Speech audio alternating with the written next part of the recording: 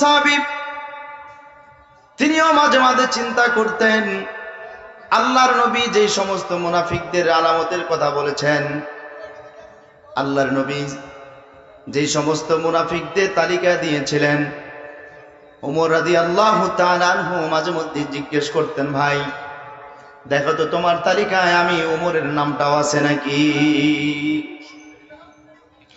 ওমরের মতো মানুষ যদি এই কথাটুকু বলতে পারে, তাহলে ওমরের চাইতে কি আমাদের ঈমানটা বেশি নাকি? বলেন, ওমরের চাইতে ঈমান আমাদের বেশি হয় নাই? যারা দুনিয়ার জীবনে জান্নাতের সার্টিফিকেট পেয়েছেন, ওই সমস্ত সাহাবীরা যদি এই কথা বলতে পারে, আপনি মুমিন হিসাবে তো অন্তত পক্ষে দিনে কয়েকবার স্মরণ করার দরকার যে আমি আসলেই মুনাফিক হয়ে গেলাম নাকি। কথা বলো। এই জন্য প্রিয় ভাইরা আমার, কোরআন আমরা পেয়ে ধন্য। এই কোরআন আপনার জীবনে থাকবে, কোরআন আপনার পরিবারে থাকবে, কোরআন আপনার সমাজ জীবনে থাকবে। শুধুমাত্র কোরআন আপনার রাজনীতি জীবনে থাকবে না। শুধুমাত্র কোরআন যদি আপনি রাজনীতি জীবনে না রাখেন, ব্যক্তি জীবনে আপনি কোরআন রাখলেন, সামাজিক জীবনে আপনি কোরআন রেখেছেন, পরিবার জীবনে আপনি কোরআনটা রেখেছেন, কিন্তু রাজনীতি জীবনে আপনি কোরআন মাইনাস করেছেন, আপনি ব্যক্তি জীবনে সফল, এরপরে আপনি পরিবার জীবনে সফল, এরপরে আপনি সমাজ জীবনে সফল, কিন্তু রাজনীতি জীবনে আপনি বিফল হয়ে গেলে। আমার ভাইরা, আল্লাহর নবী জনাবে মুহাম্মদুর রাসূলুল্লাহ সাল্লাল্লাহু আলাইহি ওয়াসাল্লাম বলেছেন, মান জাআলাহু আমামা কাদাহু ইলাল জান্নাহ।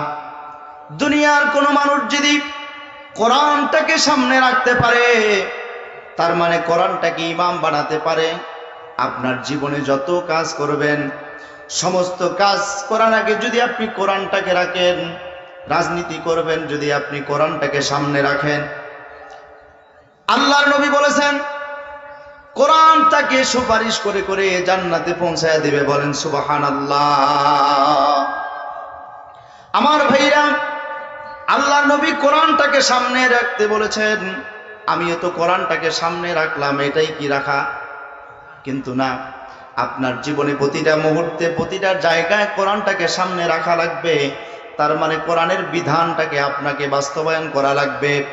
আপনি কৃষক মানুষ, আপনি সকাল বেলায় যখন আপনি নিজের কাজের জন্য মাঠে যাবেন, সেই জায়গায় আপনার কোরআনটা রাখা লাগবে। কোরআন যদি আপনি কৃষক হিসাবে মাঠে না রাখেন, দেখবেন অন্যের জমির ফসল আপনার জমিতে চলে আসবে, ঠিক কিনা?